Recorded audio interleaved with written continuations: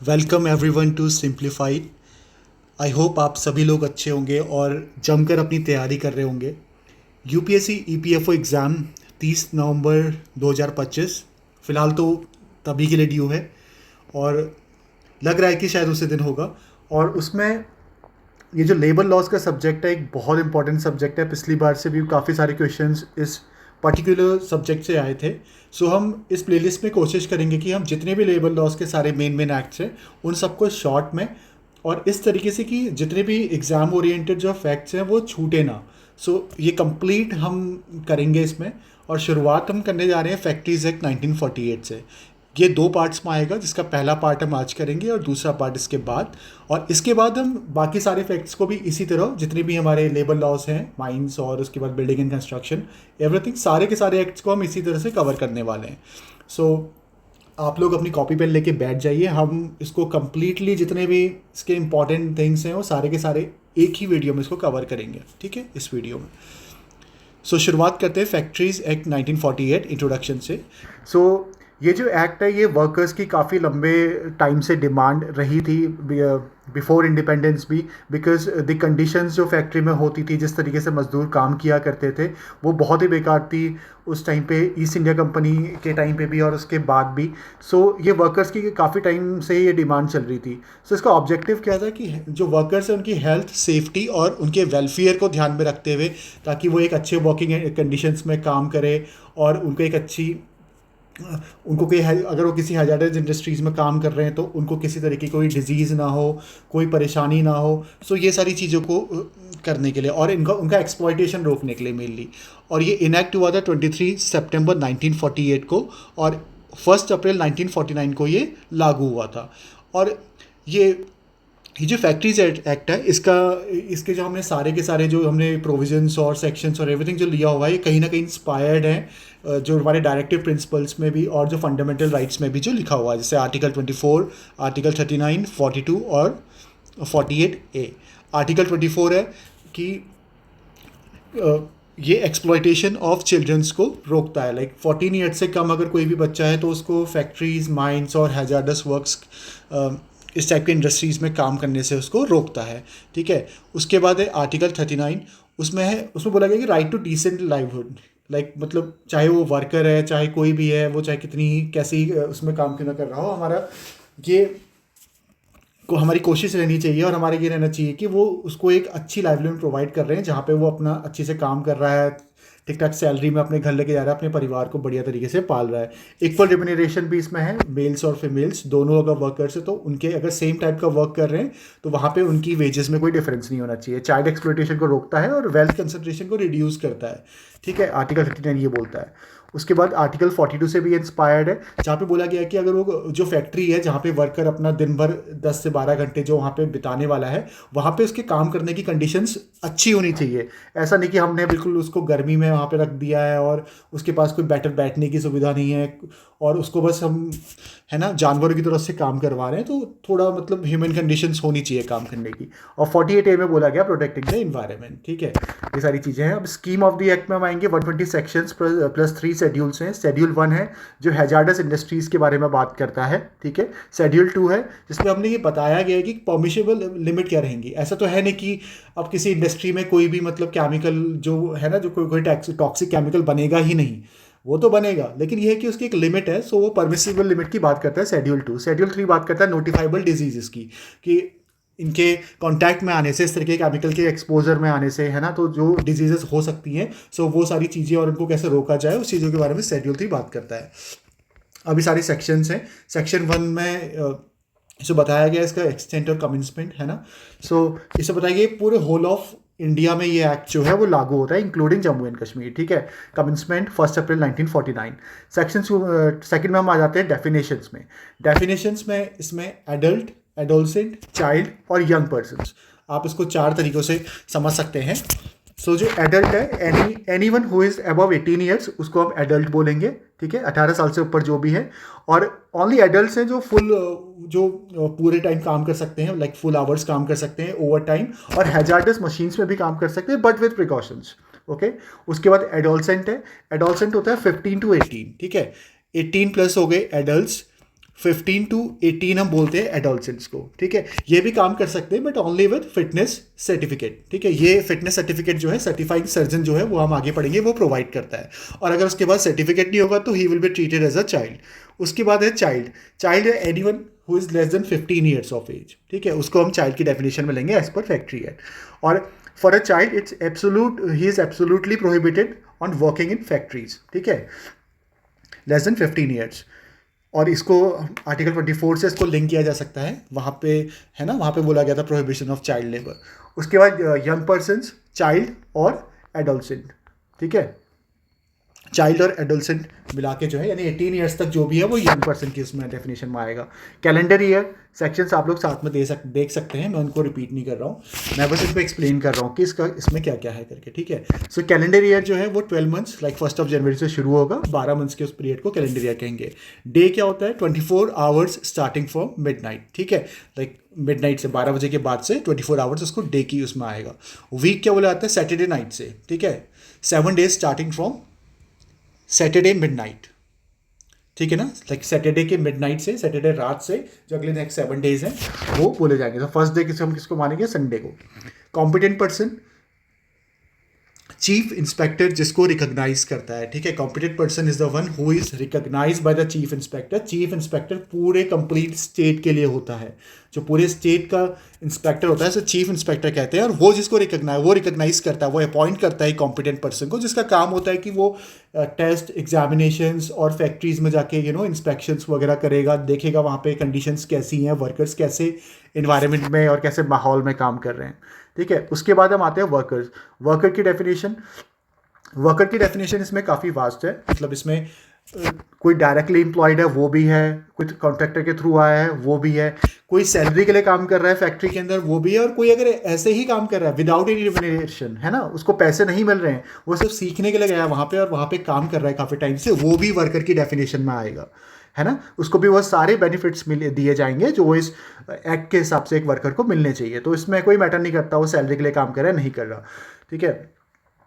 और या वो किसी मैन्युफैक्चरिंग प्रोसेस में काम कर रहा है और एक किसी क्लीनिंग मशीनरी प्रीमाइसेस में, है ना, वो सारे के सारे वर्कर्स माने जाएंगे। और एनी वर्क इंसिडेंटल टू, ये बहुत इंपॉर्टेंट है, एनी वर्क इंसिडेंटल टू और connected with the manufacturing process. ऐसा नहीं कि जैसे आप ये मान लो कि कहीं पे प्लास्टिक की बॉटल्स बनने की फैक्ट्री है, अब कोई जो वर्कर्स है जो बॉटल्स बना रहे हैं वहाँ पे मशीन्स में काम कर रहे हैं, ऐसा नहीं कि सिर्फ वही वर्कर्स की डेफिनेशन में आएंगे, उससे पहले भी जो प्लास्टिक के मतलब उस फैक्ट्री के बाहर भी अगर कोई वो ऐसा काम करे जैसे ढक्कन बना रहे हैं, है ना, या फिर ढक्कन को लगा रहे हैं, बॉटल्स और ढक्कन को ऐसे लगा रहे हैं, सिर्फ उनका काम सिर्फ इतना है कि बॉटल्स बन के आगे ढक्कन से आगे उनका काम है बॉटल्स और ढक्कन को लगाना। सो वो डायरेक्टली मैन्युफैक्चरिंग प्रोसेस से वो लिंक्ड नहीं है, but it is very incidental to that process, है ना। सो वो लोग भी वर्कर्स की डेफिनेशन में आएंगे। एक्सक्लूजन इसमें होगा मेंबर्स ऑफ आर्म्ड फोर्सेस, ठीक है। और ये जो केस लॉ है ये बहुत इंपॉर्टेंट केस लॉ है, Chintaman Rao versus state of MP. इसमें बोला गया था कि कैसे हम बताएं कि वो वर्कर है या नहीं है। सो इसमें ये बोला जाता है कि test of supervision and control, है ना, लाइक वो वर्कर है या नहीं है, ये चीज़ लाइक उसके लाइक एम्प्लॉय और एम्प्लॉयर के बीच में एक ऐसा रिलेशन अगर है जहाँ पे एम्प्लॉयर सुपरवाइज कर रहा है उसके एक्शंस को, उसके काम करने के तरीके को, वो क्या काम करेगा, कितना काम करेगा, डे टू डे उसको कंट्रोल कर रहा है, सो वो वर्कर की डेफिनेशन में आएगा, ठीक है, वो वर्कर माना जाएगा। और इसी तरीके से ये जो आया था बेटी Chand Sharma versus first civil जज नागपुर, इसमें बोला गया था जो बीड़ी रोलर्स है ना, जो बीड़ी जिनका काम होता है बीड़ी को रोल करना, ठीक है, बीड़ी बनाने की फैक्ट्री में जो काम करते हैं वो भी वर्कर्स की डेफिनेशन में आते हैं, क्योंकि वो एक सुपरविजन की वजह से, है ना, क्योंकि जो उनका एम्प्लॉयर है वो अगर उनको बता रहा है कि इसमें कितनी स्पेसिफिक क्वांटिटी होनी चाहिए, इसको कैसे रोल करना है, और अगर वो अच्छी कोई जो बीड़ी है वो सही साइज की या फिर सही फॉर्मेट की उसकी बनी नहीं है, वो अगर उसको रिजेक्ट कर रहा है, सो कहीं ना कहीं वो कंट्रोल कर रहा है उन वर्कर्स को। तो इससे बोला गया कि वो वर्कर्स की डेफिनेशन में आएंगे।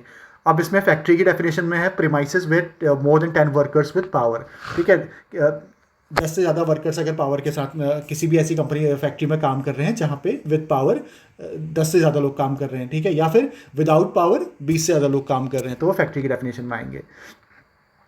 उसके मैन्युफैक्चरिंग प्रोसेस तो होनी ही चाहिए, मतलब कुछ ना कुछ ऐसा होना चाहिए कि कोई प्रोडक्ट रॉ मटेरियल आ रहा है उसमें हम चेंज कर रहे हैं, डिफॉर्मेशन हो रहा है ना, ये सारी चीज़ें जो हैं वो फैक्ट्री के अंदर आएंगी।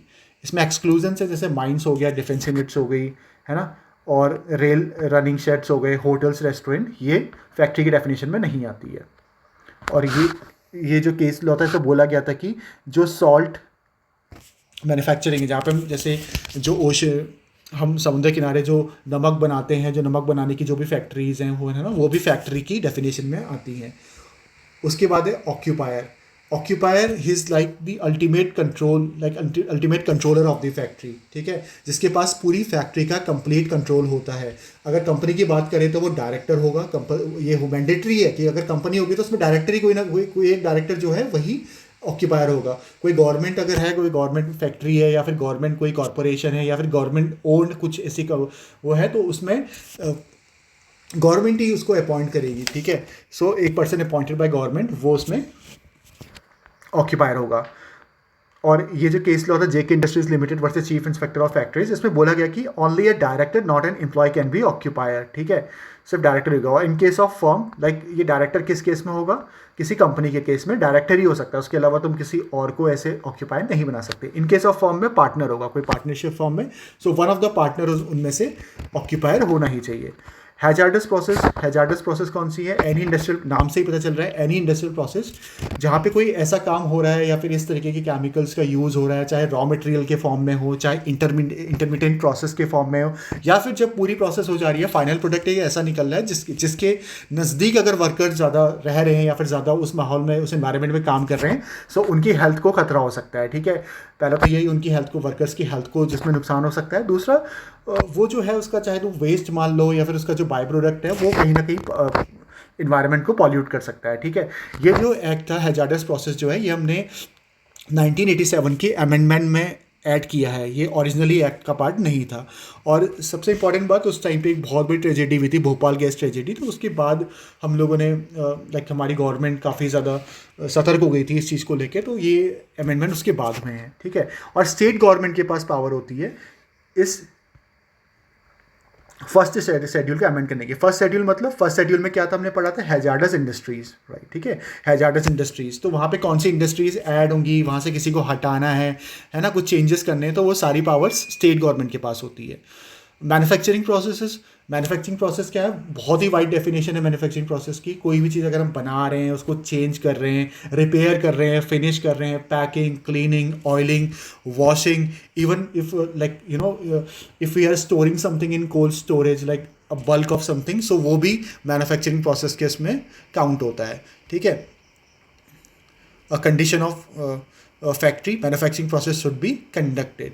लाइक फैक्ट्री की डेफिनेशन में ही बोला गया कि अगर किसी को हम फैक्ट्री बोलेंगे कि ये जो यूनिट है, ये पर्टिकुलर यूनिट ये फैक्ट्री है, तो उसकी एक इंपॉर्टेंट कंडीशन ये है कि वहाँ पे कोई ना कोई मैन्युफैक्चरिंग प्रोसेस कंडक्ट होनी चाहिए, ठीक है। उसके बाद बोला अदर डेफिनेशंस में पावर, ये सारी डेफिनेशंस यहाँ पे एक्सप्लेन नहीं करेगी, बिकॉज ये नाम से पता चल रहा है, पावर का मतलब होता है any kind of electrical energy, ठीक है। प्राइम मूवर जो होता है किसी भी फैक्ट्री में, आपने देखा होगा, एक बड़ा गियर सिस्टम होता है, ठीक है, एक बड़ा रोटरिंग व्हील होता है जहाँ से एनर्जी ट्रांसफर होती है। Transmission machinery, with the help of this transmission machinery, जो पावर जो होती है प्राइम मूवर से अदर पार्ट्स में वो शिफ्ट होती है, ठीक है, वो ट्रांसफर होती है। ये सारी चीज़ें हैं।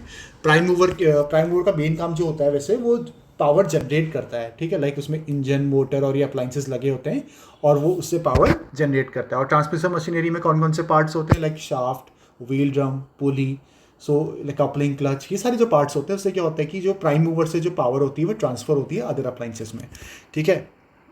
ये सारी चीज़ें हैं। और मैन्युफैक्चरिंग प्रोसेस तो हमने कर लिया, इसमें काफ़ी सारी इसमें चीज़ें हैं, ये तो हो गया। फिर इसमें सेक्शन डेफिनेशन हमने कवर कर ली हैं, और कुछ इसमें है इम्पॉर्टेंट। हाँ, मैन्युफैक्चरिंग प्रोसेस में कुछ चीज़ें इंपॉर्टेंट है, जैसे कि जो सनक्योर टोबैको, जैसे जो टोबैको लीव्स होती हैं, जहाँ पे जैसे टोबैको लीव्स आपने होता है ना, जहाँ पे जैसे कोई सिगरेट बनती है, सिगरेट ऐसा तो नहीं, उसके पहले जो टोबैको होता है उसको हमें कहीं ना कहीं सुखाना पड़ता है, उसको ग्राइंड करना पड़ता है, उसको मिलना पड़ता है, उसको सारी चीज़ उसकी जो प्रोसेस होती है उसके टोबैको को लेके, है ना। तो वो भी जो प्रोसेस जहाँ पे हो रही होगी उसको भी मैन्युफैक्चरिंग प्रोसेस माना गया है, ठीक है। और उसके अलावा जैसे सॉल्ट वर्क्स तो बता ही दिया था, लाइक कन्वर्टिंग सी वाटर को सॉल्ट, अगर ऐसा कुछ हम कर रहे हैं, लाइक सी वाटर को सॉल्ट में कन्वर्ट कर रहे हैं, लाइक मेकिंग सॉल्ट मेकिंग क्या है, it's also a manufacturing process, ठीक है। मेकिंग ऑफ बीडीज ये हमने बात कर ली थी। सो ये सारी चीज़ें हैं। और सिर्फ पैकिंग के काम को हम मैन्युफैक्चरिंग प्रोसेस नहीं कह सकते, ठीक है। The work of mayor packing, like हम कुछ मैन्युफैक्चर नहीं कर रहे हैं, कोई रॉ मटेरियल कुछ नहीं है, सिर्फ हमारा काम क्या है कि कुछ बने बनाए प्रोडक्ट्स हैं, उसका काम है बस हम उसके बाहर से बस उसके हम डब्बा बना रहे हैं एक तरीके से, है ना। तो उसको मैन्युफैक्चरिंग नहीं कहेंगे हम, वो मैन्युफैक्चरिंग नहीं हुई। ये सारी चीज़ें हैं। और ये तो हमने पढ़ लिया कि मैन्युफैक्चरिंग प्रोसेस कौन सा है। अब इसमें आता है कि what are not manufacturing process. तो कौन कौन से प्रोसेसेस हम कहेंगे कि जो मैन्युफैक्चरिंग नहीं है।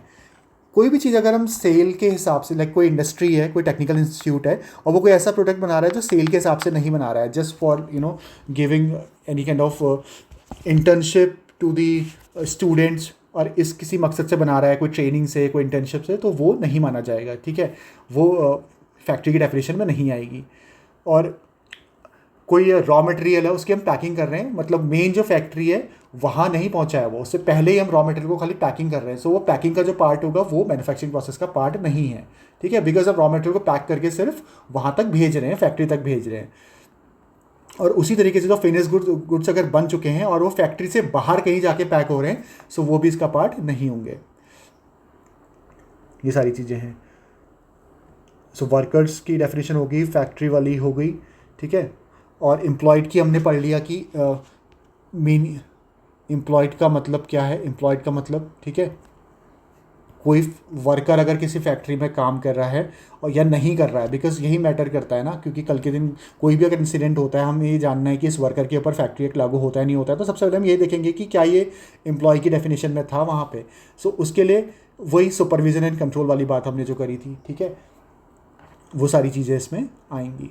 लाइक जहाँ पे भी एम्प्लॉयर डायरेक्शंस और कंट्रोल कर रहा है उसके मैनर को कि वो किस तरीके से काम करेगा, छोटी से छोटी डिटेल्स को, सो वहाँ पे वो फैक्ट्री की में वर्कर की डेफिनेशन में आएगा। इनके सब कोई डे लेबरर है, मान लो कोई डे लेबरर है और उसका काम है वो कभी भी जा सकता है कि एक कंपनी में, किसी फैक्ट्री में मान लो वो कभी भी जाता है, उसके ऊपर कोई कंट्रोल नहीं है, कोई डायरेक्शन, उसको बस ये करना है कि उसको जाके वहाँ पे डब्बे बनाने हैं, ठीक है, सिर्फ डब्बे बनाने हैं। और उसको कोई ऐसी डायरेक्शंस नहीं कि तुम्हें एक दिन में इतने डब्बे बनाने हैं, कोई आइडियल साइज भी नहीं है ना। वो अपने हिसाब से जब फ्री विल में आता है और फ्री विल में चला जाता है।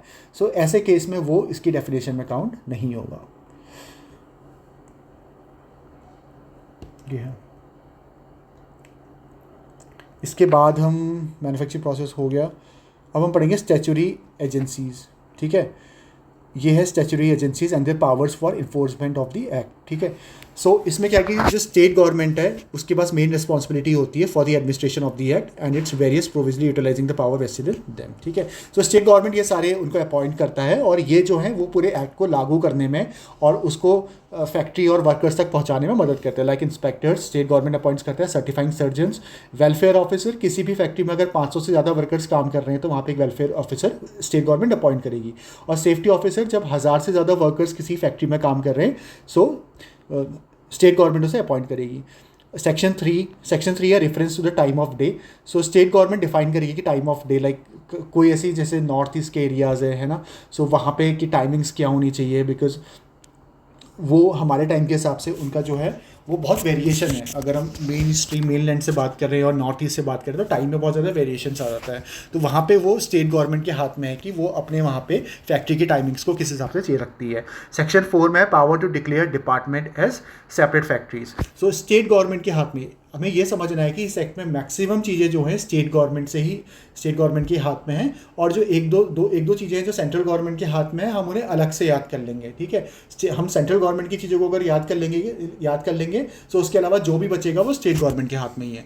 सो स्टेट गवर्नमेंट का क्या है, वो डिफरेंट डिपार्टमेंट्स को मिला के सेपरेट फैक्ट्रीज भी बना सकती है। लाइक अलग अलग डिपार्टमेंट्स कोई चल रहे हैं किसी एरिया में, 2-3 डिपार्टमेंट्स हैं, उनको मिला के एक फैक्ट्री बना सकती है और कई सारी फैक्ट्रीज को मर्ज करके सिंगल फैक्ट्री भी बना सकती है। लेकिन अगर वो ये सब करेगी ना तो इससे पहले उसको ऑक्यूपायर को एक चांस देना पड़ेगा, है ना। जो ऑक्यूपायर जो होता है फैक्ट्री का कंट्रोल है, उसको पूरा चांस देना पड़ेगा कि वो आके अपना पक्ष रख सके और अपनी बात रख सके, ठीक है। उसके बाद ही वो डिसीजन लिया जाएगा। सेक्शन 5 में है power to exempt during public emergency.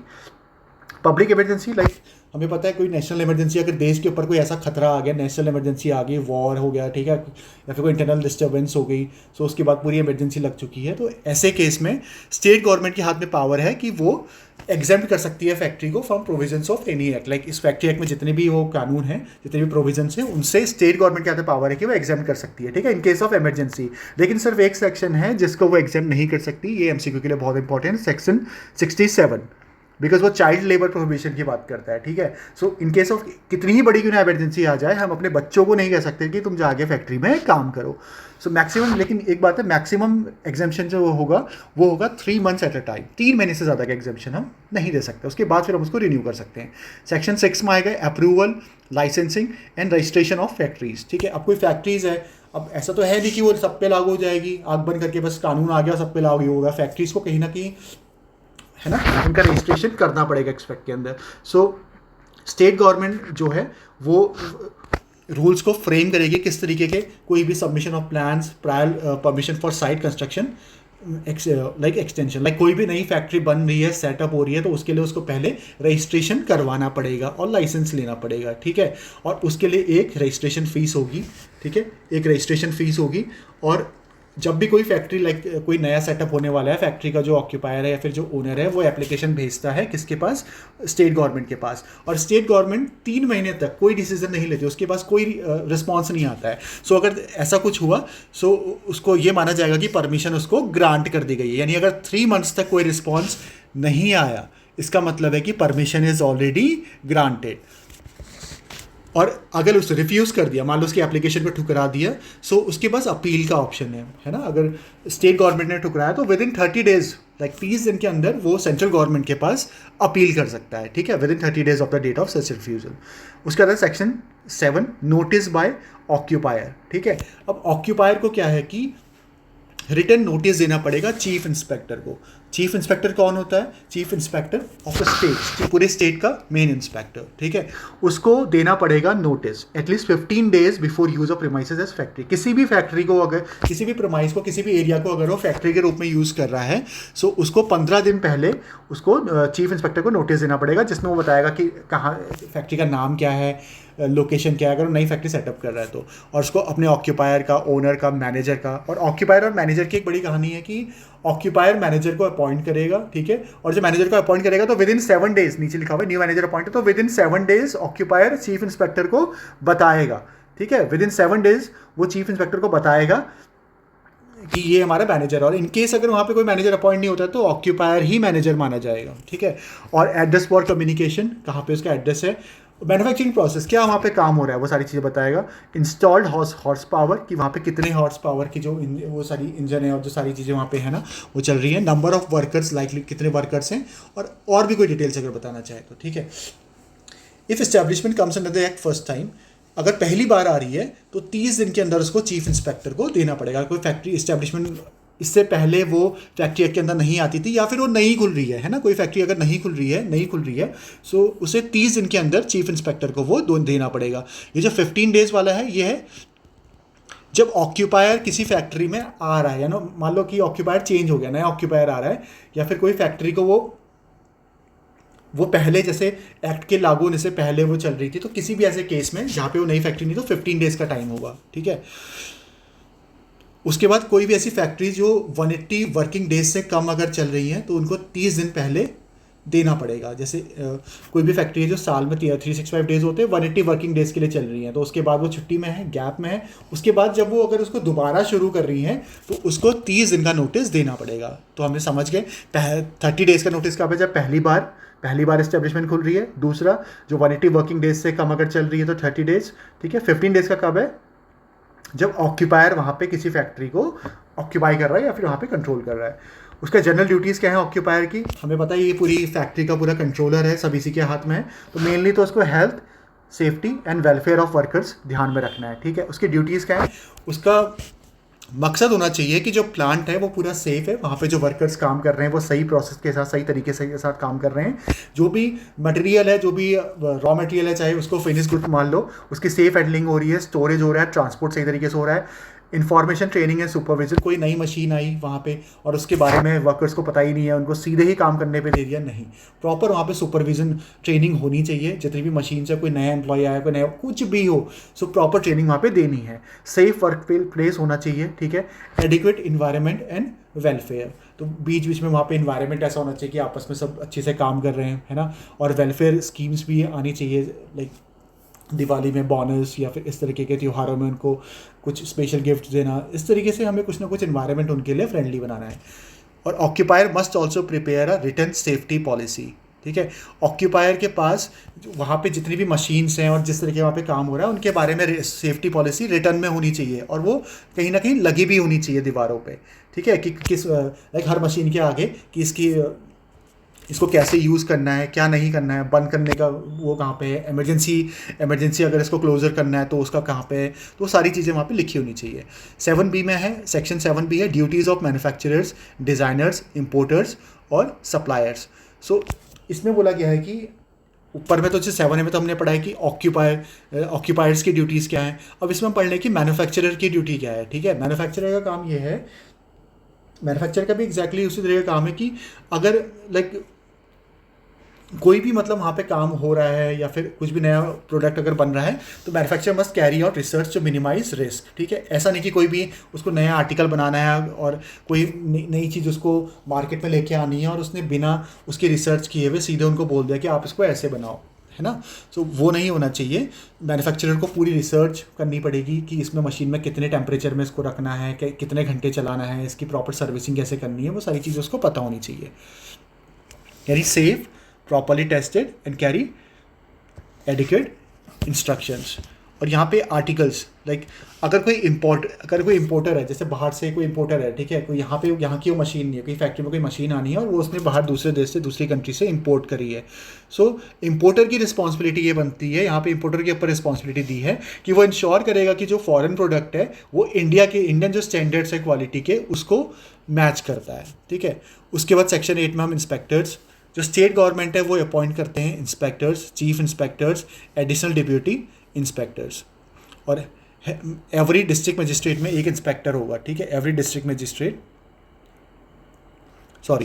जो डिस्ट्रिक्ट मजिस्ट्रेट होता है वो अपने डिस्ट्रिक्ट का इंस्पेक्टर होगा, ठीक है। और बाकी स्टेट गवर्नमेंट अपॉइंट करेगी इंस्पेक्टर्स को, और इनका जो अपॉइंटमेंट होगा वो नोटिफाइड किया जाएगा, लाइक जो गैजेट है उसमें उसको नोटिफाई किया जाएगा, डालना पड़ेगा। और ये चीफ इंस्पेक्टर जो है स्टेट का इंस्पेक्टर है। और सबसे बड़ी बात ये, जो चीफ इंस्पेक्टर है इसकी अगर ये कोई कंप्लेंट फाइल करता है किसी फैक्ट्री में किसी प्रोसेस के खिलाफ, या फिर वहाँ पे कोई मशीन ख़राब है या फिर किसी भी चीज़ को लेकर अगर वो कोई कंप्लेंट फाइल करता है, सो जो कोर्ट है वो उसका the court can legally take cognizance of offence, है ना। वो जो कोर्ट है कॉग्निजेंस ऑफ ऑफेंस मतलब वो सुनवाई को, उस केस को, कंप्लेंट को रजिस्टर कर लेगा, मतलब उसके बाद उसमें सुनवाई होगी, उसमें ट्रायल होगा, लेकिन वो ये जरूर मान लेगा कि हाँ कुछ ना कुछ अपराध हुआ है, कुछ ना कुछ गलत हुआ है। सेक्शन 9 में पावर्स ऑफ इंस्पेक्टर के हाथ में क्या क्या पावर है। इंस्पेक्टर कुल मिला के नाम से ही पता चल रहा है ये फैक्ट्री का है, ठीक है। फैक्ट्री में जाके एग्जामिन कर सकता है प्लांट्स को, मशीनरी को, इन्वेस्टिगेट एक्सीडेंट्स, डेंजरस अकरेंस, वो देख सकता है कि मशीनें सही से काम कर रही है नहीं कर रही है। रजिस्टर एंड रिकॉर्ड्स, है ना, लाइक कोई मशीन अगर चल रही है, कोई अगर डेंजरस मशीन है तो वहाँ पे एक रजिस्टर भी मेंटेन किया जाता है कि अगर वहाँ पे कोई उसका कंट्रोलर जो है वो मशीन में काम करेगा तो उसके जाने से पहले उसका नाम और उसका टाइम और सारी चीज़ें रिकॉर्ड की जाती हैं। सो वो सारी चीज़ें वहाँ पे रिकॉर्ड चेक कर सकता है। वो डॉक्यूमेंट्स भी सीज कर सकता है, अगर उसको लगता है कि जैसे कोई भी डॉक्यूमेंट है, कोई रजिस्टर है, एनीथिंग, उसको सीज कर सकता है ताकि वो उसमें उसको स्टडी करे और ये देखे कि इस एक्ट के जो प्रोविजंस है वो सही से लागू ये कंपनी लाइक कंप्लाई कर रही है नहीं कर रही है, ठीक है, ये फैक्ट्री।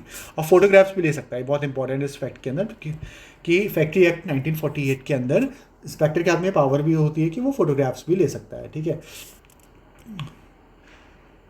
उसके बाद direct parts of premises to be left undisturbed, वो कह सकता है कि मतलब जैसे कोई भी अगर वहाँ पे कोई एक्सीडेंट हो गया, ठीक है, वहाँ पे फैक्ट्री में कोई एक्सीडेंट हो गया और उसके बाद वो इंस्पेक्टर तक ये सूचना दी गई कि वहाँ पे ऐसा ऐसा केस हुआ है, सो वो कह सकता है कि मेरे आने तक आप वहाँ पे किसी भी चीज़ को हाथ मत लगाना, ठीक है, ताकि वो वहाँ से सबूत वगैरह और चीज़ों को अच्छी से एग्जामिन कर सके। बाकी डेंजरस आर्टिकल्स सब्सटेंसेस को टेस्ट कर सकता है। बस एक इंपॉर्टेंट नोट है कि no person can be compelled to self incriminate, ठीक है।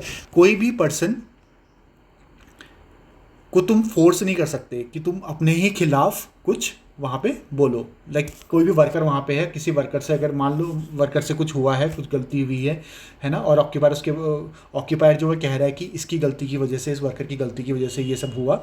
सो इंस्पेक्टर जाके उस वर्कर को फोर्स नहीं कर सकता कि तू इस बात को एक्सेप्ट कर, या फिर अपने जुर्म को अपने खिलाफ बोल, तुझे एक्सेप्ट करना पड़ेगा, इस तरीके का प्रेशर उसको नहीं बना सकता।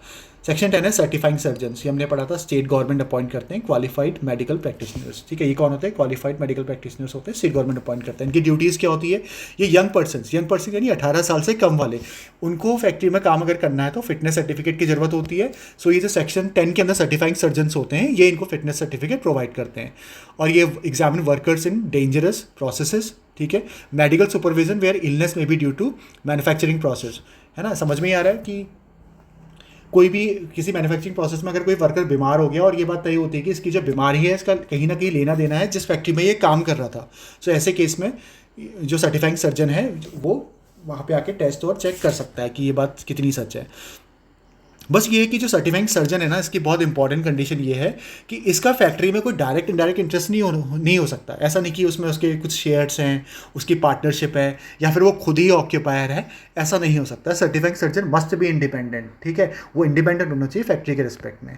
अब सेक्शन 11 to 20 जो भी हमारे पास हैं वो सारे हेल्थ प्रोविजंस हैं। ठीक है, जहाँ पे हम लोग उनकी क्लीननेस के बारे में, उनकी सारी हेल्थ के बारे में, वो सारी चीज़ें हम पढ़ेंगे। ठीक है, फैक्ट्री के अंदर तो सेक्शन 11 जो है वो क्लीननेस की बात करता है। सफाई की बात बहुत ही जनरल से प्रोविजंस हैं, हम इनको जल्दी करने की कोशिश करेंगे। ठीक है, सफाई लाइक ऑब्जेक्टिव क्या है? कोई भी गंदगी जमा ना हो, अनहाइजीनिक कंडीशंस ना हो फैक्ट्री के अंदर। रिक्वायरमेंट क्या है? डेली क्लीनिंग, रोज़ सफाई होनी चाहिए भैया, मतलब फ्लोर वोल बेंच में मशीन बढ़िया तरीके से साफ़ होनी चाहिए।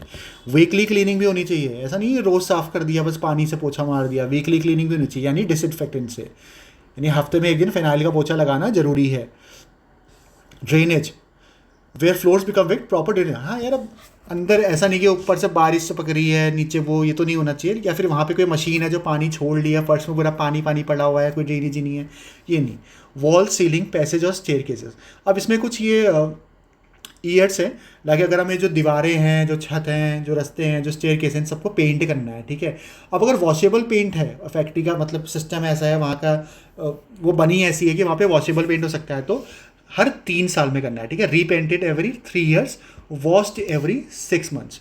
यानी अगर वॉशेबल पेंट है, मतलब ऐसा पेंट जिसको हम पानी से भी धो सकते हैं, सो उसमें क्या है कि उसको हर 3 साल में रीपेंट करना है और हर 6 महीने में उसे हमें एक बार धोना है। अगर नॉन वॉशेबल पेंट है सो उसको 5 years में। ठीक है, हर 5 years में। वाइट वॉश वगैरह करना है, ठीक है, जैसे सफ़ेद रंग का चूना है कहीं पे, इस तरीके अगर हमको कुछ करना है तो वो हर 14 months में। ठीक है, हर 14 months में हमें वाइट वॉश करना है। तो उसके बाद डोर्स और विंडोज़ हैं, दरवाजे और खिड़कियों में प्रॉपर किनारों में पेंट होना चाहिए, और उसकी वो सारी मरम्मत वगैरह हर 5 years में, एवरी 5 years। और रजिस्टर मेंटेन होना चाहिए, लाइक कब इसका पेंट हुआ है, किस दिन इसके दरवाजे साफ़ हुए हैं, है ना, ये सारी चीज़ों का रजिस्टर मेंटेन होना चाहिए। उसका स्टेट गवर्नमेंट के हाथ में पावर है। क्या पावर है? एग्जेम्प्ट करने की भी। प्रोविजंस लागू करना तो अलग चीज़ है, लेकिन वो एग्जेम्प्ट भी कर सकती है कि ये जो ऊपर का प्रोविजंस है ये सारे के सारे किसी फैक्ट्री या फिर किसी सिंगल फैक्ट्री में या फिर कुछ ग्रुप ऑफ फैक्ट्रीज में लागू नहीं होंगे। ठीक है, ऐसा स्टेट गवर्नमेंट के हाथ में पावर है कि वो एग्जेम्प्ट कर सकती है फैक्ट्री को। उसका सेक्शन 12 है disposal of waste and effluents. So occupier को इफेक्टिव अरेंजमेंट्स करने पड़ेंगे कि मशीन वो जो भी बना रहा है उसके बाद उसका कचरा तो निकलेगा, ये गंदगी निकलेगी। अब ऐसा नहीं कि वो कचरा जाके नदी को खराब कर रहा है या बाहर लैंड डिग्रेडेशन में वो लैंड डिग्रेड कर रहा है। सो ऐसा नहीं, उसको इफेक्टिव अरेंजमेंट्स करने पड़ेंगे ताकि वो जो वेस्ट है वो अपना सही जगह डिस्पोज हो सके। और अगर वो वहाँ पे कुछ ऐसा केमिकल, कोई टॉक्सिक केमिकल्स बना रहा है जो बाहर मतलब सॉइल की फर्टिलिटी के लिए या फिर एनवायरनमेंट के लिए ख़राब है, तो उसको डिस्चार्ज करने से पहले ये ध्यान रखना पड़ेगा कि वो जो केमिकल है, वो जो वेस्ट है, वो हार्मलेस है, वो किसी भी तरीके से हमारे इन्वायरमेंट को कोई हानि नहीं पहुँचा रहा है। और इसके जो रूल्स हैं वो स्टेट गवर्नमेंट बनाता है। यानी वेस्ट को, बहुत इंपॉर्टेंट है यार, फैक्ट्रीज तो बन रही है, उसका जो कचरा है वो जाके एनवायरनमेंट को ख़राब कर रहा है ना। हम लोग के लिए, जो नॉर्मल सिटीजन है, जो आसपास लोग रह रहे हैं, उनके लिए वो खतरा बन रहा है। सो स्टेट गवर्नमेंट इसके लिए रूल्स बनाती है। और इन केस अगर कोई रूल्स नहीं बने हैं तो ये ऑक्यूपायर की जिम्मेदारी है, ये फैक्ट्री की रिस्पॉन्सिबिलिटी है कि वो रूल्स बनाए और उनको प्रिस्क्राइब्ड अथॉरिटी, वो अथॉरिटी कोई भी हो सकती है, like chief inspector, like state government, वो बताया नहीं गया, प्रिस्क्राइब अथॉरिटी बोला गया है, उससे उसे अप्रूव कराना पड़ेगा उन रूल्स को। अब सेक्शन 13 है वेंटिलेशन एंड टेम्परेचर। साफ साफ पता चल रहा है भैया हवा बढ़िया आनी चाहिए, ऐसा नहीं कि खिड़कियाँ नहीं है, कुछ नहीं है, हवा अंदर आ नहीं रही है, वर्कर वहाँ कोई बेहोश हो जा रहा है, किसी को हीट स्ट्रोक पड़ जा रहा है, नहीं। रीजनेबल टेम्परेचर होना चाहिए for work comfort and health, ठीक है। और हीट को कम करने के लिए क्या क्या होना चाहिए भाई, अपने में तरीके हैं यार। दीवारें ऐसी बना दो, थोड़ा बायो वॉल्स बन रही हैं आजकल तो, है ना, जिसमें तुम नेचुरल तरीके से किसी भी कमरे का या फिर उसका फैक्ट्री का टेम्परेचर तुम कम करो, ठीक है। हॉट प्रोसेसेस को अलग करो भैया, जहाँ पे बहुत ज़्यादा गर्मी वाला काम है, जहाँ पे टेम्परेचर बहुत ज़्यादा है, और वहाँ पे उसको अलग से पार्टीशन करो। ऐसा नहीं कि उसकी वजह से ज़रा पूरा पूरा जो हॉल है, पूरी जो फैक्ट्री है, वहाँ पे खड़े होने की हिम्मत नहीं हो रही है गर्मी से। तो जहाँ पे ज़्यादा टेम्परेचर वाले जो एरियाज़ हैं उनको पार्टीशन कर दो, ठीक है, ये बोला गया है। चीफ इंस्पेक्टर की पावर है कि वो डायरेक्ट कर सकता है, चीफ इंस्पेक्टर जो स्टेट का होता है वो डायरेक्ट कर सकता है किसी फैक्ट्री को, भाई तुम ये मेजर लो, तुम्हारा टेम्परेचर, तुम्हारी एक ऐसी शिकायतें आ रही हैं, तुम इस तरीके के मेजर्स अपना सकते हो। लाइक कभी इंस्पेक्टर वहाँ पे विजिट में गया किसी फैक्ट्री में, उससे देखा यार वहाँ पे इस तरीके, है ना, चीज़ें सही हो सकती हैं, टेम्परेचर को डाउन किया जा सकता है, वर्कर्स को एक अच्छे रीजनेबल टेम्परेचर में काम करवाया जा सकता है, बट ये लोग कॉस्ट कटिंग के उससे या फिर किसी भी तरीके से वो चीज़ को अवॉइड कर रहे हैं। तो चीफ इंस्पेक्टर वहाँ पे डायरेक्ट कर सकता है। स्टेट गवर्नमेंट की पावर है, वो प्रिस्क्राइब स्टैंडर्ड्स बता सकती है for adequate ventilation, reasonable temperature. Government बोल दी कि भाई इससे ज़्यादा टेम्परेचर नहीं होना चाहिए, है ना, उसने बता दिया, एक टेम्परेचर दे दिया, मान लो 25 डिग्री सेल्सियस दे दिया।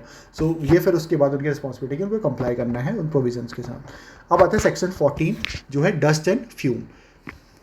डस्ट एंड फ्यूम लाइक यार फैक्ट्री के अंदर मशीनें चल रही हैं, उससे इतने ज़्यादा मतलब, है ना, हल्ला गुल्ला शोर वोर, और उससे धुआं भी निकलेगा और इम्प्योरिटीज़ भी निकलेंगे। जो वर्कर्स अंदर कैद में काम कर रहे हैं वो उन इम्प्योरिटीज़ को सांस में अपने अंदर को लेंगे। सो बहुत इंपॉर्टेंट है कि वहाँ पे इफेक्टिव मेजर्स बने, ताकि वो जो एक्यूमुलेशन है या फिर वो जो पार्टिकल्स हैं, जो है ना, जो एयर में जो पार्टिकल्स है वो इनहेल ना कर ले वर्कर। सो उसके लिए एग्जॉस्ट अप्लाइंसेस होने चाहिए, ताकि जो भी मतलब वहाँ पे इस टाइप का धुआं है या फिर ये सारे जो पार्टिकल्स हैं ये बाहर निकल जाएं। स्टेट गवर्नमेंट के हाथ में ये पावर है, स्टेट गवर्नमेंट के हाथ में ये पावर है। और सबसे बड़ी बात ये जो डस्ट एंड फ्यूम है ना, क्योंकि हवा में है कोई चीज़, है ना, ऐसा तो है नहीं किसी मशीन में कोई खराबी है इंस्पेक्टर आगे देख लेगा।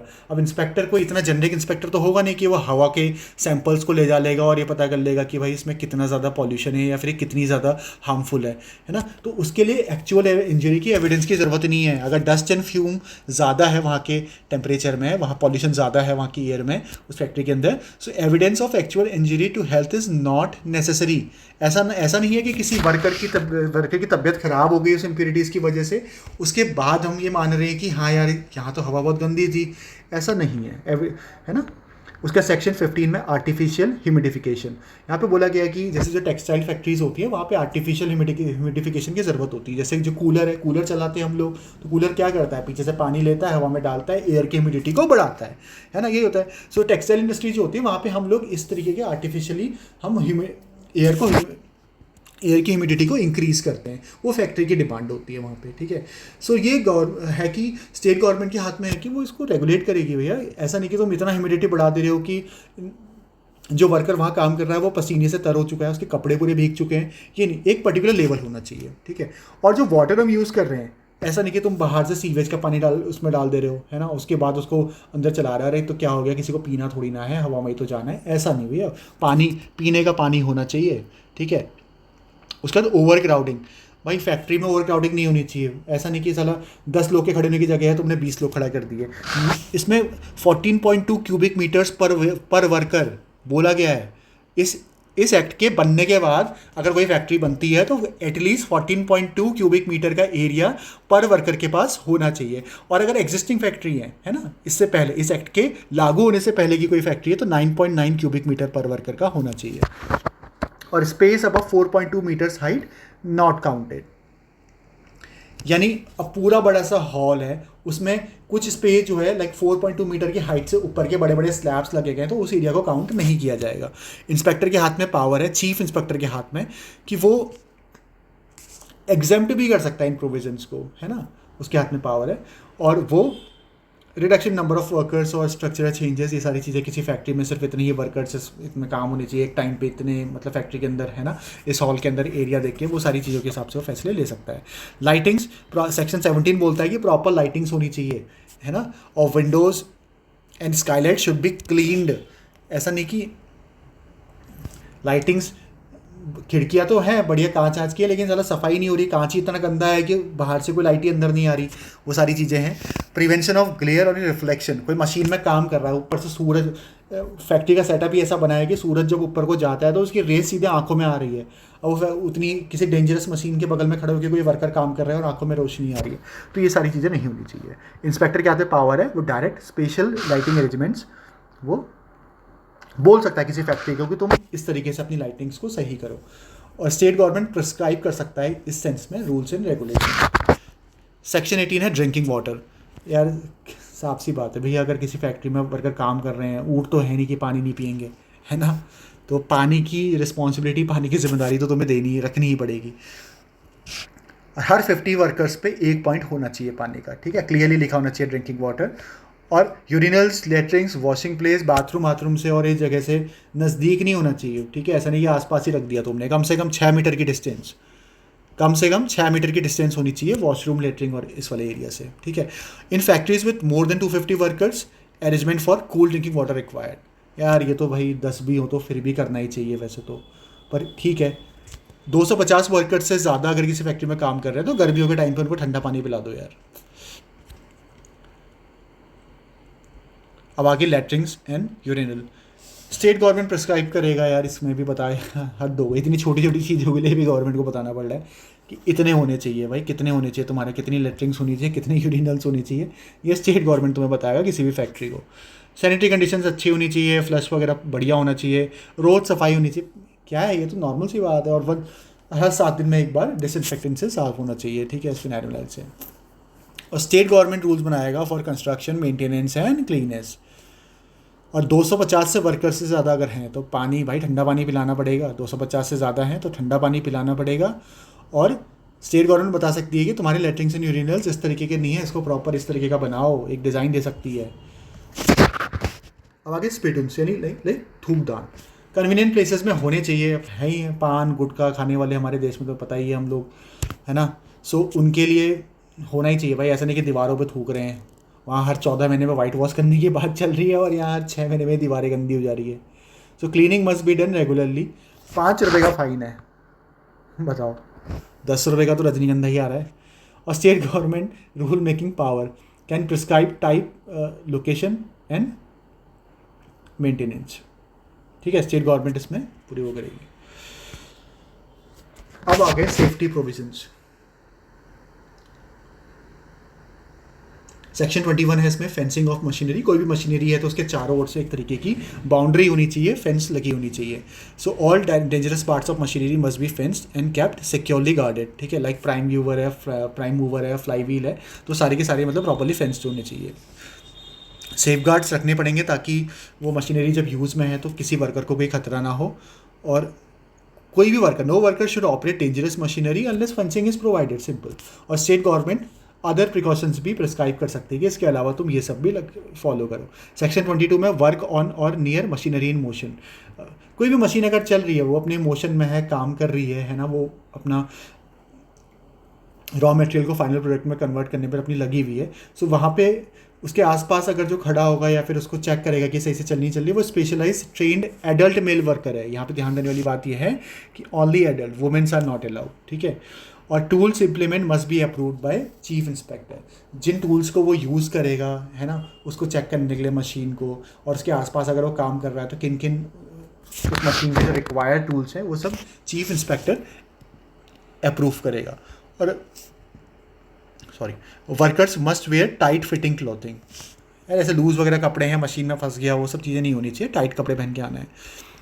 Employment of young persons on dangerous machines, below 18 साल से कोई भी अगर यंग पर्सन है तो डेंजरस मशीन्स में जाके काम करने की उसको परमिशन नहीं, अनलेस उसको पूरा बताया गया है कि इसमें यहाँ पे काम करने से ये खतरा है, तुम्हारी लाइफ के ऊपर भी एक डेंजर है, या फिर उसको ट्रेन किया हुआ है, उसको बताया, उसको सही से सिखाया गया, प्रॉपर उसकी ट्रेनिंग हुई है ना, उस मशीन में, पर्टिकुलर मशीन में काम करने की। और या फिर वो किसी नॉलेजेबल पर्सन जो है जिसको उस मशीन का आइडिया है उसके अंडर में काम कर रहा है। अभी डेंजरस कौन सी है मशीन है कौन बताएगा? अब कोई ऑक्यूपायर है, उसको तो अपना काम निकलवाना है फैक्ट्री का, वो तो बोल देगा अरे कोई डेंजरस नहीं है भैया, सब ठीक है, अरे आ जाओ, 15-16 साल का कोई मतलब नहीं, कर ले, कुछ नहीं होगा, कुछ नहीं होगा, मशीन ही तो है। तो ये स्टेट गवर्नमेंट को बताना पड़ेगा भैया, गवर्नमेंट को यहाँ पे इन्वॉल्व दखलंदाजी करनी पड़ेगी, और वो बताएगा कि कौन सी मशीन जो है वो डेंजरस है, वो स्टेट गवर्नमेंट बताएगी। Striking gear and devices for cutting off power, simple सी बात है यार, कोई भारी भरकम मशीन है, वो काम चले, प्राइम मूवर काम कर रहा है, ट्रांसमिशन मशीन लगातार घूम रही है, तेज़ तेज़ आवाज़ हो रही है, तो वहाँ पे उसको अगर बंद करना है, पावर को अगर क्लोज करना है, तो मशीन को अगर रोकना है, तो उसका भी एक ऐसा नहीं कि सीधा बटन ऑफ कर दिया, जैसे मिक्सी का मिक्सी नहीं है वो कि एक बटन दबाया और बंद हो गया। सो प्रॉपर उसका जो मैकेनिज्म है, उसके लिए जो गियर्स वगैरह हैं, जो डिवाइसेस हैं, वो वर्कर के पास होनी चाहिए, ठीक है, क्लच और other devices for driving belts.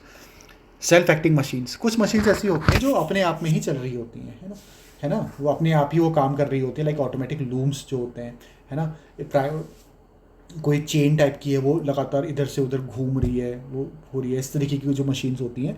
सो देखना पड़ेगा कि वो और जो फिक्स स्ट्रक्चर लाइक वॉल और ऐसी किसी मशीन के बीच में कम मतलब 45 सेंटीमीटर से ज़्यादा का डिस्टेंस होना चाहिए, है ना, ऐसा नहीं कि वो इतनी नज़दीक है कि वर्कर वहीं पर आके फंस गया, मशीन और वॉल के बीच में आके फंस गया। सेक्शन 26 है casing of new machinery. So all new machinery installed after act commitment must have proper casing of set screws, bolts, keys, gates. अब मशीन जो है उसमें भाई छोटे छोटे बोल्ट्स भी होंगे, कीज़ भी होंगे, गेट्स भी होंगे, बहुत छोटे छोटे पार्ट्स को मिला के एक बड़ी मशीन बनती है। तो हर छोटी मशीन का जो है प्रॉपर मतलब उसमें दबे होने चाहिए, कोई नट ऐसा नहीं कि खुला हुआ है इस तरीके से, है ना, सारे नट्स और सारे बोल्ट्स और हर चीज़, सारे पार्ट्स उसके अच्छे से फिट होने चाहिए। एक्सीडेंटल इंटेंजिबल क्लॉथिंग हेयर, ये चीज़ भी रोकनी है यार, बाल वाल किसी के लंबे हैं, मशीन के बगल में काम कर रहा है, बाल फंस गया, तो इस तरीके के इंसिडेंट्स नहीं होने चाहिए। State government make rules in respect of any other dangerous part of any other machines, ठीक है, उसके अलावा किसी अगर अदर मशीन है उसके बारे में कोई भी अगर रूल्स बनाने हैं कि इसमें कैसे काम करना है, वो सारे जो है स्टेट गवर्नमेंट के हाथ में पावर है। और कोई भी डिफेक्टिव मशीनरी, अगर कोई फैक्ट्री अपना पैसा बचाने के लिए उसने सेकेंड हैंड थर्ड हैंड कोई मशीन खरीद ली, है ना, वो मशीन की जो वैलिडिटी है वो 1 साल पहले ही एक्सपायर हो गई थी और उसने अपना पैसा बचाने के लिए ख़रीद ली, उसके बाद वो वर्कर जो है उसको पता नहीं है, वो वहाँ पे गया, काम किया, उसका एक्सीडेंट हो गया। सो ऐसे केस में जिसने मशीन खरीदी है या फिर बेची है, कोई भी अगर ऐसी इन चीज़ों में इन्वॉल्व है, उसको 3 महीने की सज़ा या फिर 500 रुपये का जुर्माना या फिर दोनों, ठीक है, 3 मंथ्स की सज़ा एटलीस्ट, ठीक है, 3 मंथ्स की जेल या फिर 500 रुपये तक का फाइन या फिर दोनों। उसका सेक्शन 27 है prohibition of employment of women and children near cotton openers. ये जो कॉटन ओपनर्स है वहाँ पे जो है ना, जो टेक्सटाइल इंडस्ट्रीज़ हैं, जो कॉटन ओपनर्स हैं, वहाँ पे वुमेन एंड चिल्ड्रंस अलाउड नहीं है एनी पार्ट जहाँ पे कॉटन ओपनर जो है, जहाँ पे कॉटन ऐसे प्रेस करके वो बनाते हैं, मशीन ऐसे प्रेस करके, सो वहाँ पे ऐसा अगर ऐसा प्रेसिंग वाला काम चल रहा है, सो वहाँ पे वुमेन और चिल्ड्रंस नॉट अलाउड है। और कॉटन डस्ट जो है वैसे भी बहुत हाईली इंजीरियस होती है हेल्थ के लिए, ठीक है। सो पार्टीशन होना चाहिए वहाँ पे जहाँ पे वो कॉटन प्रेसिंग हो रही है, जहाँ पे कॉमन एरिया है, बाकी लोग खड़े हुए हैं, तो उसके बीच में पार्टीशन होना चाहिए। सेक्शन 28 में बोला गया है हॉइस्ट एंड लिफ्ट्स। हॉइस्ट क्या होता है आपको पता है? आपने देखा होगा किसी फैक्ट्री में ऐसे नीचे से अगर सामान को उठाना है तो इस तरीके का एक पार्ट होता है ना, इसमें हम किसी सामान को ऐसे डालते हैं, फिर ये with the help of gear यहाँ से कंट्रोल होता है और ये सामान इसमें लोड होते हुए ऊपर को जा रहा होता है, इसको हॉइस्ट कहते हैं। और लिफ्ट आप सभी को लोग पता है, इसमें सामान नीचे से ऊपर है, फर्स्ट फ्लोर सेकंड फ्लोर में ले जाने के लिए। सो हॉइस्ट एंड लिफ्ट। सो यार मैकेनिकल कंस्ट्रक्शन बढ़िया होना चाहिए, तो बहुत जनरल सी चीज़ें हैं यार कि प्रॉपरली मेंटेन होनी चाहिए, और हर 6 मंथ्स में टेस्टेड बाय कॉम्पिटेंट पर्सन। हर 6 महीने में जो हॉइस्ट और लिफ्ट है यार, इतना भारी सामान उठा रही है हवा में, कुछ भी दिक्कत हो गई है, साला कोई पार्ट ढीला हुआ है, चेकिंग नहीं करवाई है, तो हर 6 महीने में उसको चेक करवाना है और उसका रजिस्टर मेंटेन होना चाहिए, है ना, कि लास्ट टाइम कब करवाई थी। और मैक्सिमम सेफ वर्किंग लोड भी डिस्प्ले होना चाहिए कि ये कितना मैक्सिमम सामान उठा सकती है। और गेट्स एंड इंटरलॉक्स होने चाहिए, यानी जैसे मशीन है, ये लिफ्ट है, इसके चारों ओर से इंटरलॉक होने चाहिए, मतलब बंद होनी चाहिए चारों ओर से। और 18 साल से कम का कोई भी है तो वो उसको मतलब कोशिश की जाए कि वो लिफ्ट ऑपरेट ना करे। State government exempt any factory from above provisions. In provisions के लिए भी इंपॉर्टेंट है, हॉइस्ट एंड लिफ्ट भी आ सकता है कि एज एन ऑब्जेक्टिव कि स्टेट गवर्नमेंट इनमें से किन किन प्रोविजंस में को एग्जाम्प्ट कर सकती है, उसके हाथ में पावर है, तो हमें अलग से पता होना चाहिए हॉइस्ट एंड लिफ्ट। हालांकि लगेगा नहीं, अगर पेपर में एकदम से क्वेश्चन आएगा तो हमें लगेगा नहीं यार इतनी इंपॉर्टेंट चीज़ है हॉइस्ट, और है ना, कितना बड़ा एक्सीडेंट हो सकता है इससे। सो स्टेट गवर्नमेंट इसको एग्जाम ऐसे प्रोविजन को एग्जाम नहीं करेगी, सो ऐसे में हम गलत हो जाते हैं, सो हमें ध्यान रखना है। सेक्शन 29 है lifting machines, chains, ropes and lifting tackles.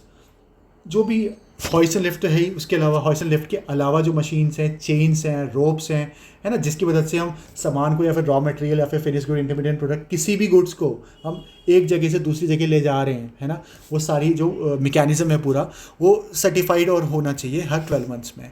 जो हॉइसन लिफ्ट है वो तो 6 मंथ्स में होनी चाहिए सेक्शन 28 में, ठीक है, लेकिन ये जो है उसके अलावा के जो बाकी जो सप्लीमेंट्री पार्ट्स हैं वो हर 12 महीने में होने चाहिए। और एट सच इंटरवल के लिखा हुआ, और at such interval specified by chief inspector. या तो 12 मंथ्स में होना चाहिए या फिर चीफ इंस्पेक्टर खुद स्पेसिफाई कर देगा कि हाँ इतने टाइम में तुम्हें करवाना पड़ेगा। सेफ वर्किंग लोड, नॉर्मल सी बात है। और record of test must be maintain. Crane does not approach within 6 metres of the place where workers are employed. अब क्रेन्स है, जो क्रेन है अंदर, है ना, पटरी टाइप की, फैक्ट्री के अंदर पटरी टाइप की लगी रहती है, इधर से सामान इधर से इधर को आ रहा है। सो इसकी और वर्कर के बीच की जो डिस्टेंस है वो कम से कम 6 मीटर्स की होनी चाहिए, इससे ज़्यादा की डिस्टेंस ऑफ वर्कर्स होनी चाहिए, है ना। और स्टेट गवर्नमेंट के हाथ में पावर है कि टू मेक रूल्स और can exempt also. State government in provisions को लेके, इन लिफ्टिंग मशीन्स और इनको लेके रूल्स भी बना सकते हैं, अदर रूल्स की, है ना, अगर उसने लगा दी कंडीशंस की आपको ऐसे यूज़ करना है, इस टाइम पे करना है, इतने लोग होने चाहिए, या फिर वो एग्जाम्प्ट भी कर सकता है कि ये वाला जो प्रोविजंस है वो इन फैक्ट्रीज़ में या फिर इस पर्टिकुलर फैक्ट्री में लागू नहीं होता। सेक्शन 30 है revolving machinery. Revolving machinery like जैसे हमने देखा जब टाइल्स हमारे घर पे कभी लगती है तो टाइल्स काटने के लिए जो ग्राइंडिंग मशीन्स जो यूज़ होती है, जिसके आगे से एक सर्किल टाइप का एक सीडी टाइप की होती है और वो उसको काटने के काम आती है टाइल्स को। सो इस तरीके की जो बड़ी बड़ी मशीनरी इस फैक्ट्री में यूज़ होती है उसको हम बोलते हैं रिवॉल्विंग मशीनरी, ठीक है। उसमें भी मैक्सिमम सेफ वर्किंग स्पीड होनी चाहिए। और वो कितनी तेज़ घूमती है वो, है ना, जो टाइल वाली होती है वो इतनी तेज़ घूमती है और जो बड़ी फैक्ट्रीज़ में हम वो यूज़ करते होंगे, सो उसकी तो स्पीड बहुत ज़्यादा हो सकती है। सो उसके लिए एक सेफ वर्किंग स्पीड पता होनी चाहिए और वो क्लियरली डिस्प्लेड होनी चाहिए, मतलब वो नोटिस में या फिर कहीं जगह पे जहाँ पे लोग पढ़ सकते हैं, जिस जगह में वहाँ पे वो लगी होनी चाहिए। और मशीन के नियर में भी, जहाँ पे मशीन है उसके आसपास भी। प्रेशर प्लांट से सेक्शन 31 है प्रेशर प्लांट। अगर कोई भी ऐसा प्लांट है जहाँ पे हम जहाँ पे हम एटमॉस्फेरिक प्रेशर से ऊपर किसी उसमें वो मशीन काम कर रही है, ठीक है, सो वो प्रॉपरली डिज़ाइन, टेस्टेड और एग्जामिन पीरियडिकली होनी चाहिए प्रेशर प्लांट, ठीक है, अगर हम एटमॉस्फेरिक प्रेशर से ऊपर उससे काम कर रहे हैं। और only certified safe working pressure allowed. Simple सी बात है, सेफ वर्किंग प्रेशर तो होना चाहिए, साथ में वो सर्टिफाइड भी होना चाहिए। और state government make rules to regulate such pressure और exempt any part of any plant और machinery from compliance of this section, ठीक है। स्टेट गवर्नमेंट के हाथ में पावर है कि वो रूल्स भी बना सकती है इसको रेगुलेट करने के लिए कि कैसे कैसे कितना क्या, मतलब सेफ वर्किंग प्रेशर कितना है, ये कौन बताएगी? स्टेट गवर्नमेंट बताएगी, ठीक है। और वो चाहे तो इसको एग्जाम्प्ट भी कर सकती है कि हाँ यार ये ऐसी फैक्ट्री है जहाँ पे हाई प्रेशर की ज़रूरत है, सो इस फैक्ट्री को एग्जाम्प्ट कर दो। उसका सेक्शन 32 है floors, stairs and means of access. भाई सीढ़ियाँ और ये सारी चीज़ें, भाई किनारों से रेलिंग होनी चाहिए, प्रॉपरली मेंटेन होनी चाहिए, नॉर्मल सी चीज़ है। सेक्शन 33 है पिट्स, सम्स, ओपनिंग इन फ्लोर। कोई गड्ढा नहीं होना चाहिए, जैसे हमारी रोडों में गड्ढे हैं वैसे गड्ढे फैक्ट्री के अंदर नहीं होनी चाहिए, ठीक है। और है भी तो भाई उसको चारों ओर से बढ़िया तरीके से फेंसिंग उसमें कर दो। अरे इसको भी स्टेट गवर्नमेंट एग्जाम कर सकती है, हर इस प्रोविजंस में क्या दिक्कत है? सो स्टेट गवर्नमेंट के हाथ में पावर है कि वो इस प्रोविजन सेक्शन 33 को भी एग्जाम कर सकती है किसी फैक्ट्री में। Excessive weight section 34, workers should not be required to carry excessive loads dangerous to health and safety. भाई एक पर्टिकुलर लोड ही किसी वर्कर उठा सकता है, ऐसा नहीं कि उसकी क्षमता जो है वो 50 केजी की है और उसे ज़बरदस्ती हम 80-85 केजी उठवाने का प्रेशर बना रहे हैं। और state government can make rules prescribing maximum weights, और ये मैक्सिमम वेट कितना है स्टेट गवर्नमेंट बताएगा कि इससे तुम नहीं उठा सकते, वो मेंस के लिए कितना है, मेंस के लिए कितना है, एडल्ट्स के लिए भी कितना है। प्रोटेक्शन ऑफ आइज, यार हम पढ़ ही रहे हैं ऊपर धुआं है और पार्टिकल्स हैं छोटे छोटे, वो हमारी आंखों में जाएंगे और हमारी आंखों को तकलीफ देंगे। सो उसके लिए भाई गॉगल्स और ये सारी चीज़ें जो है स्क्रीन्स वगैरह प्रोवाइड की जाएगी वर्कर्स को। सेक्शन 36 है precautions against dangerous fumes, gases और vapours. No workers allowed to enter chamber, tank, vat pit unless certified safe by a competent person, ठीक है। अब कोई सीवेज टैंक है फैक्ट्री के अंदर, कोई पिट है जहाँ पे मतलब फैक्ट्री का जो सारा गंदा कचरा है वहीं जाता है, तो उसके अंदर भाई ऐसा नहीं कि तुमने किसी वर्कर को उतरवा दिया, उसको पहले सर्टिफाई करना पड़ेगा, लिख के देना पड़ेगा। तो किसी कॉम्पिटेंट पर्सन, कोई जो कॉम्पिटेंट पर्सन है जिसको जानकारी है, जिसको नॉलेज है, वो लिख के देगा कि हाँ तुम यहाँ जा सकते हो, सेफ़ है, उसके बाद ही, ठीक है। और जाएगा भी तो भाई प्रॉपर ब्रीथिंग स्टेटस होने चाहिए। और portable air supply and safety belt with attendant required. Section 36A में precautions regarding portable electric lights, ठीक है। जो पोर्टेबल इलेक्ट्रिक लाइट्स हैं in confined spaces with inflammable material, मतलब जहाँ कोई छोटा सा स्पेस है और वहाँ पे ऐसा मटेरियल रखा हुआ है या फिर ऐसा मटेरियल बनता है जो आसानी से जलाया जा सकता है, लाइक पटाखों की फैक्ट्री है मान लो, तो वहाँ पे है ना वो आसानी से जल सकते हैं। तो ऐसी जगह में 24 वोल्ट से ज़्यादा वाली जो पोर्टेबल लाइट्स हैं वो अलाउड नहीं होंगे, 24 वोल्ट से ज़्यादा वाली। और flame proof fitting mandatory. Exposure और सेक्शन 37 है, एक्सपोजर और inflammable dust gas vapour.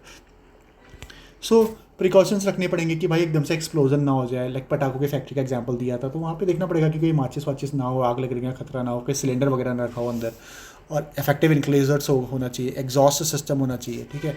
Smoking और ओपन फ्लेम्स का प्रोहिबिशन होना चाहिए क्योंकि कभी भी आग लग सकती है। Precautions in case of fire, अब मान लो सेक्शन 30 में बोला गया कि ऊपर वाले में नहीं कर पाए हम प्रिकॉशंस और आग लग गई, तो पता ही है आग लगेगी तो क्या होगा भाई, स्केप रूट्स होने चाहिए, फायर फाइटिंग इक्विपमेंट्स होने चाहिए फैक्ट्री में। और सबसे बड़ी बात, इक्विपमेंट्स तो पड़े हैं लेकिन वर्कर्स को पता नहीं है यूज़ कैसे करना है ना। इक्विपमेंट्स होना एक अलग बात है, फैक्ट्री में चारों ओर से लगे पड़े इक्विपमेंट्स की आग इसको ऐसे फायर एक्सटिंग्विशर्स लगे हुए हैं, बट वर्कर्स को पता ही नहीं है इसको यूज़ कैसे करना है। जब आग लगी वो भाग रहे हैं, और वो छोटी सी आग थी वो आसानी से बुझाई जा सकती थी, लेकिन उनको पता नहीं था यूज़ कैसे करना है तो भाग गए। तो प्रॉपर ट्रेनिंग भी होनी चाहिए। और state government can make rules for fire safety, state government rules बना सकता है सेफ्टी के लिए। और चीफ इंस्पेक्टर जो है वो एडिशनल मेजर्स भी दे सकता है कि किसी फैक्ट्री में इसके अलावा भी तुम्हें बहुत सारी लाइक है ना इमरजेंसी रूट्स बनाने पड़ेंगे, ये दरवाज़ा तुम्हें यहाँ पे भी देना पड़ेगा, और बहुत सारी चीज़ें। और टाइम पे मतलब हर 3 मंथ्स में तुम्हें एक मॉक ड्रिल करवानी पड़ेगी जहाँ पे आग है ना फेक तरीके से आग लगेगी और देखना पड़ेगा कि कैसे। तो वो सारी चीज़ें मतलब ये चीफ इंस्पेक्टर के हाथ में है कि वो बाकी तरीके भी बता सकता है। सेक्शन 39 है power to require specifications of defective parts. So chief inspector जो है वो ऑक्यूपायर को कह सकता है कि ये जो डिफेक्टिव पार्ट, लाइक कि कोई फैक्ट्री है उसके अंदर में कोई मशीन या फिर कोई एक पार्ट है, प्रॉपर बड़ा मशीन का सेटअप है ना, वहाँ पे कोई पार्ट उसको लग रहा है कि ये डिफेक्टिव है, तो उससे प्रॉपर उसकी ड्राइंग और उसके स्पेसिफिकेशन उस मशीन के बारे में, और जो प्लांट उसको लगता है कि ये डिफेक्टिव है उसको, तो उसके बारे में सारी डिटेल्स, उसका मैप है ना, उसकी हर चीज़, मतलब वो कितने घंटे काम होता है, उसका मैनुअल, वो सारी चीज़ें मंगा सकता है चीफ इंस्पेक्टर। वो कह सकता है ऑक्यूपायर को कि जमा करो इसको। Safety of building and machinery, ये तो हमने ऊपर बात करी थी किसी डिफेक्टिव पार्ट्स के सेक्शन 39 में, जहाँ पे कोई मशीन का पार्ट्स डिफेक्टिव है। अब तुम ये मान लो कि कोई बड़ी मशीनरी या फिर पूरी बिल्डिंग ही ऐसी है कि वो अनसेफ है ना, पूरी बिल्डिंग या फिर कोई पूरी बड़ी मशीनरी ही अनसेफ है, सो वहाँ पे इंस्पेक्टर बोल सकता है कि ये कोई पार्ट्स की बात नहीं है, कोई पार्ट्स अगर डिफेक्टिव था तो चलो हमने तुमसे ड्राइंग मंगाई और सेक्शन 39 में हमने तुमसे ड्राइंग मंगाई और हम उसके बेसिस में तुम्हें टाइम दिया, बट अगर तुम्हारी पूरी बिल्डिंग ही अनसेफ है तो ऐसे केस में सेक्शन 40 ये कहता है कि इंस्पेक्टर रिटन ऑर्डर इशू कर सकता है कि तुम इस बिल्डिंग को या फिर इस पर्टिकुलर मशीनरी को तब तक यूज़ नहीं करोगे जब तक कि वो रिपेयर ना हो जाए। और ये कब हो सकता है, in case of imminent danger, जब इंस्पेक्टर को ये लग गया कि अगर ये चल गई तो खतरा कभी भी हो सकता है, कभी भी ये सिचुएशन हाथ से जा सकती है। सेक्शन 40A में बोला कि मेंटेनेंस ऑफ बिल्डिंग्स, ठीक है, अगर बिल्डिंग्स की हालत ख़राब है सो इंस्पेक्टर बोल सकता है कि इतना टाइम, तुम्हें 2 महीने का टाइम है, यहाँ पे तुम्हारी ये दीवार जो छत है यहाँ से सीलन हो रही है, पानी अंदर आ रहा है, ये इसमें ब्रेक्स आ चुके हैं और ये वर्कर्स के लिए खतरा है, तो एक स्पेसिफिक टाइम देके वो उनको बोल सकता है कि तुम इसको सही कराओ। उसके 40A में मेंटेनेंस ऑफ बिल्डिंग, 40B में सेफ्टी ऑफिसर्स हमने पढ़ा था, कौन अपॉइंट करता था, स्टेट गवर्नमेंट, है ना। सेफ्टी ऑफिसर्स कब, जब 1000 से ज़्यादा वर्कर्स एम्प्लॉयड होंगे, सेक्शन 40B में जब 1000 से ज़्यादा वर्कर्स एम्प्लॉयड होंगे तब, या फिर मतलब जब कोई ऐसी मैन्युफैक्चरिंग प्रोसेस चल रही है जहाँ पे हाई रिस्क हो, है ना, कोई ऐसे टॉक्सिक केमिकल्स या फिर इस तरीके की प्रोसेसिंग चल रही है जहाँ पे लगातार सेफ्टी ऑफिसर की जो गाइडेंस है और उसका जो सुपरविजन है वो मैंडेटरी है। और state government can require appointment of qualified safety officers. कौन अपॉइंट करता है सेफ्टी ऑफिसर्स, ध्यान रखना, ऑक्यूपायर नहीं करता है। सेफ्टी ऑफिसर्स कौन अपॉइंट करता है, स्टेट गवर्नमेंट, और वही बताता है कि इसकी ड्यूटीज़ क्या होंगी, क्वालिफिकेशंस क्या होंगी और इसकी कंडीशन ऑफ सर्विस क्या होंगी। सेक्शन 41 कहता है power to make rule for safety, state government may make rules to supplement safety provisions. इसके अलावा भी अगर कोई सेफ्टी प्रोविजंस हैं तो उसकी पूरी डिस्क्रिशनरी पावर स्टेट गवर्नमेंट के हाथ में दी हुई है, ठीक है। यहाँ तक ये हमने पढ़ लिया, सेक्शन 41 तक हमने पढ़ लिया। वीडियो थोड़ा लंबी हो रही है, तो हम क्या करेंगे कि इसके बाद के जो प्रोविजंस हैं वो पार्ट 2 में कवर करेंगे।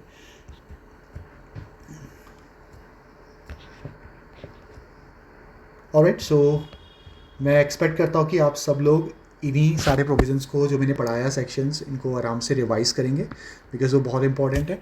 और उसके बाद जब ये फैक्ट्री कंप्लीट हो जाएगा और इस तरीके से तो मैं ये कोशिश करने वाला हूँ कि हर एक्ट के बाद 50 क्वेश्चंस की एक ऐसी एमसीक्यू सीरीज़ आएगी। वो मिक्स नहीं होगी, हर एक्ट के हिसाब से होगी, और इसमें वो क्वेश्चंस होंगे जो प्रीवियस ईयर्स यूपीएससी ईपीएफओ ईओएओ और इवन सीए का भी जो फाउंडेशन जो कोर्स है उसमें भी एक सब्जेक्ट होता है लेबर लॉस। सो वहाँ पे भी जो सीए फाउंडेशन कोर्स में जो एमसीक्यू क्वेश्चंस होंगे, बिकॉज वो अच्छे लेवल के क्वेश्चंस होते हैं, तो हम कोशिश करेंगे कि उन सारे क्वेश्चंस को एक एमसीक्यू फॉर्मेट में कन्वर्ट करके 50-60 क्वेश्चन अराउंड की एक सीरीज़ बनाएंगे और आप लोग को वो क्वेश्चंस सॉल्व कराएंगे वीडियो में, है ना। तब तक के लिए आप लोग अपना ध्यान रखिएगा और अच्छे से खूब ज़्यादा मेहनत करो, रिवाइज करो। एग्ज़ाम की डेट नज़दीक आ रही है, so best of luck, prepare hard, bye.